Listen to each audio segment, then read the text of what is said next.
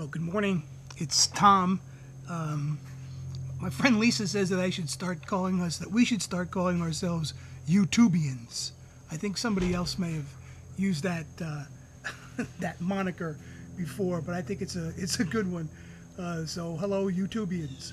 I just watched a video that really made me laugh and made me think about some things I wanted to say. It was this video called Acousticor, two virgins with two guitars or something like that, and it made me laugh because it was really weird. And the fact that it was really weird and that it made me laugh got me thinking about something because of something also that I'm reading. I'm reading my friend Grant McCracken's new book called Flock and Flow, and you guys, you really should read this book. This is a terrific book about stuff that's happening. It's really very important. Terrific ideas in here. But anyway, when I started to put together this video with what was going on in this book, it just got me thinking about the huge changes that are going on in what I'm starting to think about as kind of the interconnected parts of the global culture. Interconnected parts, this is an idea that I got, by the way, from another terrific thinker, a guy named Tom Barnett, who wrote a book called The Pentagon's New Map that does a great job of talking about those parts of the global culture that want to come together economically, culturally, socially, and those parts of the global culture that don't want to do that kind of want to be out there on their own, want to be insulated from what's going on, because we know that there are parts of the global population that don't want to be interconnected with us at all. They don't want anything to do with us. That's another story. But the parts that do want to be interconnected are something very interesting is going on in these parts, and I'm thinking about it as kind of the end of weirdness, the end of weirdness. So it used to be that we had this word taste, right? Taste. You either had good taste or you didn't have good taste, and taste, very discriminatory kind of word. The worst thing. I worked a lot in my career. I've worked a lot in the fashion industry, and the worst thing you can say about somebody is they have no taste. So taste is a heavy-duty discriminatory kind of word, and it used to be that taste was kind of dictated by proven authorities, right? So like in the fashion, and in some ways it still is, of course. So like in the fashion business, the runway really still dictates an awful lot about what millions of people feel like they have to look like, and that the whole industry is driven in some ways by the runway.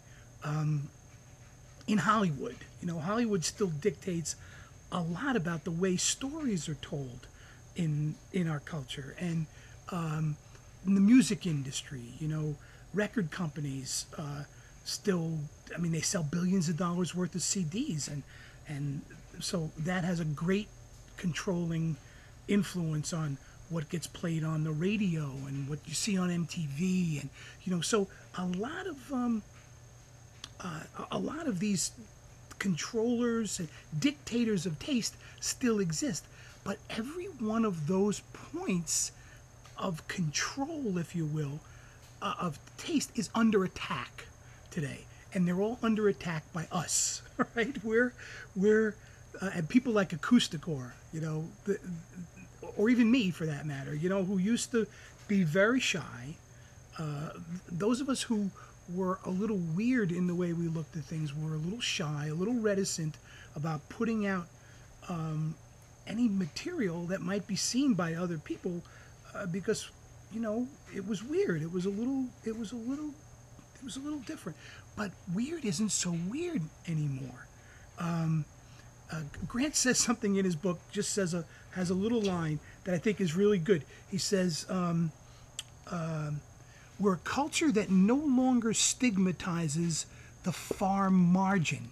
So what does that mean? So it's like, that's us.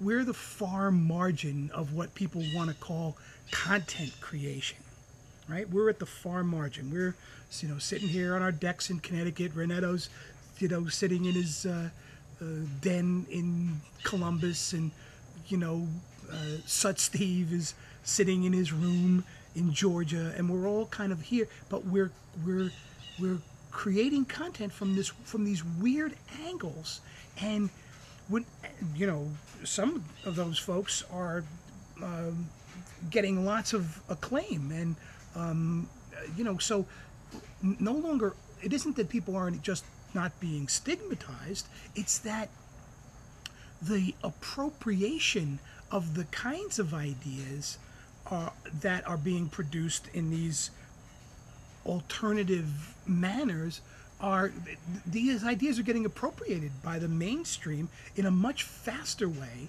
than they have in the past. So so look, what used to be thought of as weird now might be the next big thing. Take a look at MySpace. MySpace, when MySpace first started, way back, 2 years ago, year and a half ago, whatever, there was a lot of talk. It was weird. There was predators. There was all this stuff. What happened? Well,